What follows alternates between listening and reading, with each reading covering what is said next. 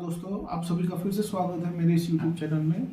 और आज हम एक और इम्पोर्टेंट टॉपिक लेके आए हैं जो कि हमारे व्यूअर्स ने हमसे कहा था कि इसके ऊपर वीडियो बनाइए। तो वो है वेरिकोज वेन। तो दोस्तों, वेरिकोज वेन क्या होता है? बेसिकली वेरिकोज वेन का आम भाषा में मतलब है नसों में अकड़ाहट आना और उनमें सोजिश आना।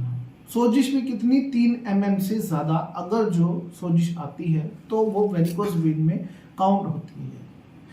और ज़्यादातर जो ये वेरिकोज वेन होती है सुपरफिशियल वेन्स होती हैं, यानी कि जो बिल्कुल बाहर वाली वेन्स होती हैं उनमें जब ये प्रॉब्लम होती है तो उसे हम वेरिकोज वेन में काउंट करते हैं।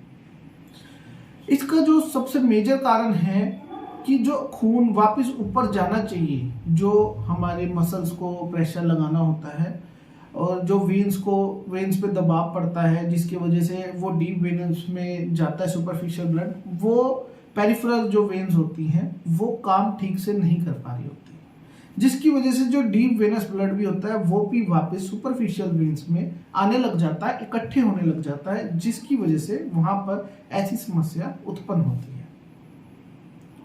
तो अब हम जानेंगे कि वो कौन कौन से कारण हैं जिनकी वजह से वेरिकोज वेन पाया जाता है। तो सबसे पहला मेजर कारण तो है कि लॉन्ग स्टैंडिंग। अगर जो आपका प्रोफेशन ऐसा है या किसी भी वजह से आपको बहुत घंटों दिन में 12 13 घंटे खड़े रहना पड़ रहा है तो आपको प्रोन हो कि आपको वेरिकोज वेन हो सकता है।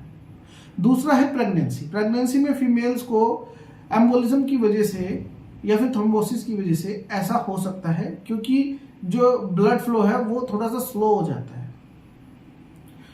तीसरी चीज है ओबेसिटी। चौथी चीज है हाइपरटेंशन, ये इनडायरेक्टली इफेक्ट करता है। पांचवी चीज है एक्सरसाइज का ना कर पाना, क्योंकि आप अपने मसल्स को मूव नहीं कर रहे हो तो इसकी वजह से चांसेस इस चीज के बढ़ जाते हैं। छठी चीज है फैमिली हिस्ट्री, यानी कि स्ट्रॉन्ग फैमिली हिस्ट्री। आपकी फैमिली में पहले किसी को है तो काफी हद तक चांसेस है कि आपको भी वो चीज हो सकती है।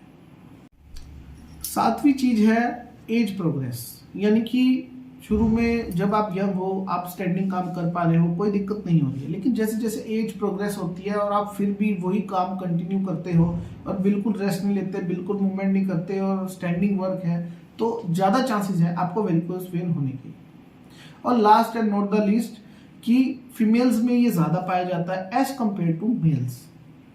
अब हम बात करते हैं सिम्टम्स के ऊपर। देखिए, कुछ केसेस में सिम्टम होते नहीं है, यानी कि जिन्हें हम एसिम्प्टोमेटिक कहते हैं, लेकिन जिन केसेस में सिम्टम होते हैं उसमें जो सबसे मेजर सिम्टम होता है पेन का। पेन होती है, वहाँ खिंचाव महसूस होता है, वहाँ पे जलन महसूस होती है, वहाँ पे खारिश महसूस होती है और हर वक्त तनाव बना रहता है। ऐसा लगता है कि कोई चीज खींच रही है आपको, भारीपन भी महसूस होता है। ये होते हैं कॉमन सिम्टम। लेकिन कुछ जब फर्दर आप केस प्रोग्रेस करता है, ट्रीटमेंट नहीं हो रहा है, कोई भी प्रिकॉशन नहीं लिया जा रहा है, तो क्या दिक्कतें आती हैं? तो सबसे मेन दिक्कत जो आती है वो आती है वेरिकोज अल्सर की, यानी कि जिस रीजन में खून ज़्यादा इकट्ठा होने लग गया है वहाँ पे घाव होने शुरू हो जाते हैं। दूसरा होता है प्रोलॉन्ग ब्लीडिंग, क्योंकि वहाँ से ब्लड वापस नहीं जा रहा है, वहाँ पे बहुत ज़्यादा मात्रा में खून रुका हुआ है, तो अगर जो उस एरिया में चोट लग जाए तो वहां ऐसा होता है कि खून रुकता ही नहीं है। तीसरी चीज होती है कि वो उस एरिया में सेलुलाइटिस जैसी कंडीशन फॉर्म कर देता है, जिसकी वजह से वहां की स्किन ब्लैक हो सकती है और वहां पर इन्फ्लामेशन भी होने लगती है, जिसकी वजह से दर्द, पेन बाकी के एरिया में भी होने लगता है और वहां के टिश्यूज भी मरने लगते हैं, क्योंकि ब्लड ने कहीं तो जाना है, वो टिश्यूज में जाने लगता है और एक सोजिश जैसी कंडीशन भी बनने लगती है।